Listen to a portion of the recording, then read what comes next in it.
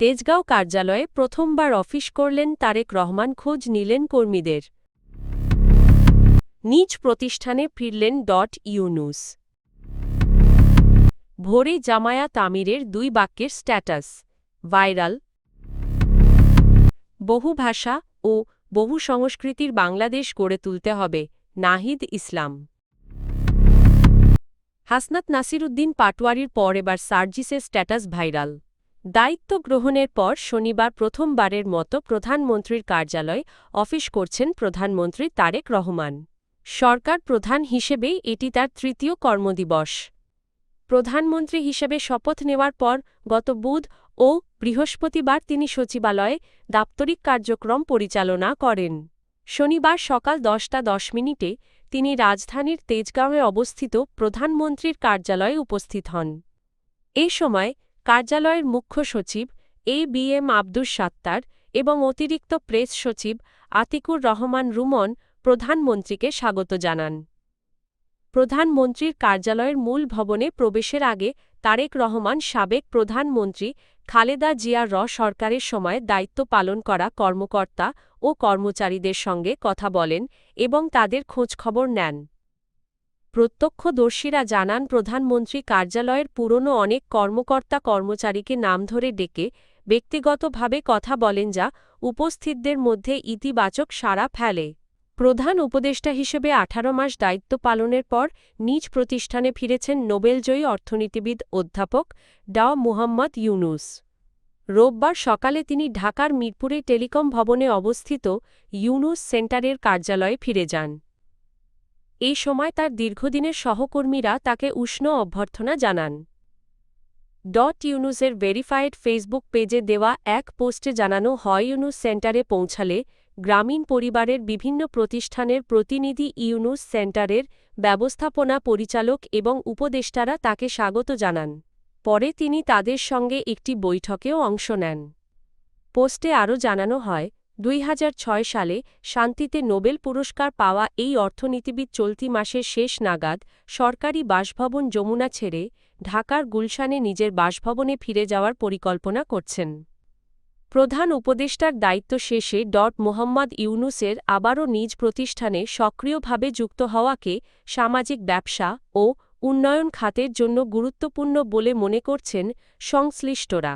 বাংলাদেশ জামায়াতে ইসলামীর আমির শফিকুর রহমানের 2 বাক্যের একটি সংক্ষিপ্ত ফেসবুক স্ট্যাটাস সামাজিক যোগাযোগ মাধ্যমে ভাইরাল হয়েছে।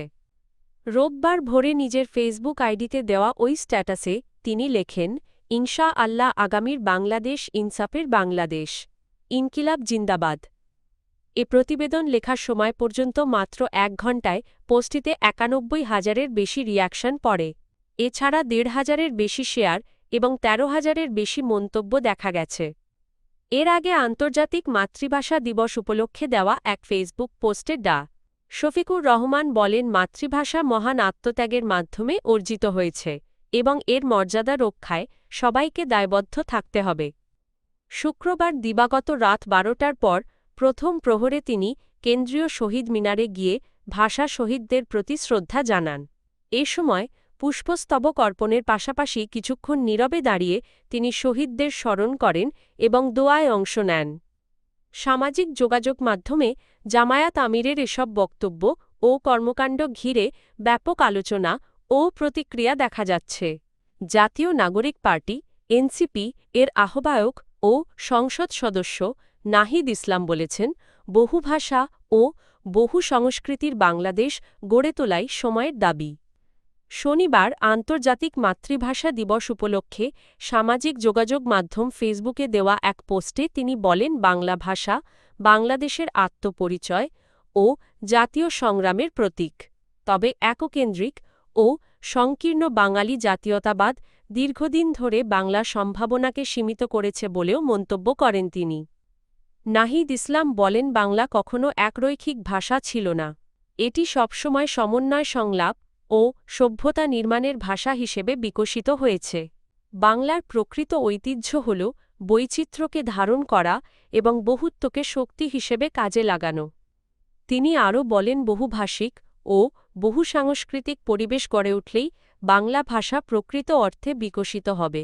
যে ভাষা নিজেকে সীমাবদ্ধ রাখে এবং অন্য ভাষা ও সংস্কৃতির সঙ্গে সংযোগ তৈরি করে নাশময়ের সঙ্গে সেই ভাষা দুর্বল হয়ে পড়ে।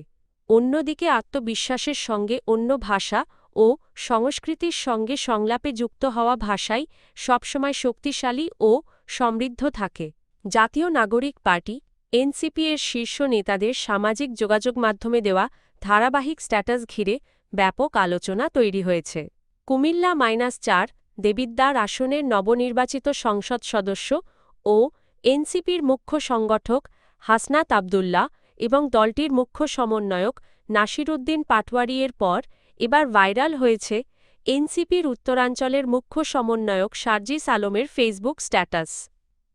শনিবার ইফতারের পর সন্ধ্যা ৬টা ১৬ নিজের ভেরিফাইড ফেসবুক আইডিতে একটি সংক্ষিপ্ত স্ট্যাটাস দেন হাসনাত আবদুল্লাহ।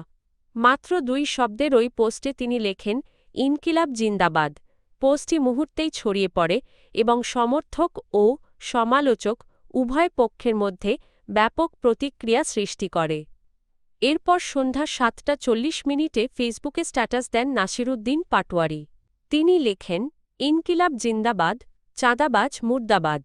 এই রিপোর্ট লেখা পর্যন্ত পোস্টটিতে ২.৫ লাখের বেশি লাইক, ২১,০০০-এর বেশি মন্তব্য এবং প্রায় ৮,০০০ শেয়ার দেখা গেছে। একই দিন রাত আনুমানিক ৮টা ১০ নিজের ভেরিফাইড ফেসবুক আইডিতে স্ট্যাটাস দেন সার্জিস আলম। পোস্টে তিনি লেখেন, যে স্লোগান স্বৈরাচারের পতন ঘটিয়েছে সেই স্লোগান তাদের উত্তরসূরিদের ভয়ের কারণ তো হবেই। তার এই স্ট্যাটাসেও ১.৫ লাখের কাছাকাছি লাইক, ১৬,০০০-এর বেশি মন্তব্য এবং প্রায় ২,৫০০ শেয়ার পড়েছে। এনসিপির শীর্ষ নেতাদের এসব স্ট্যাটাস ঘিরে সামাজিক যোগাযোগ মাধ্যমে রাজনৈতিক বার্তা ইঙ্গিত এবং ভবিষ্যৎ কৌশল নিয়ে নানা ধরনের আলোচনা চলছে।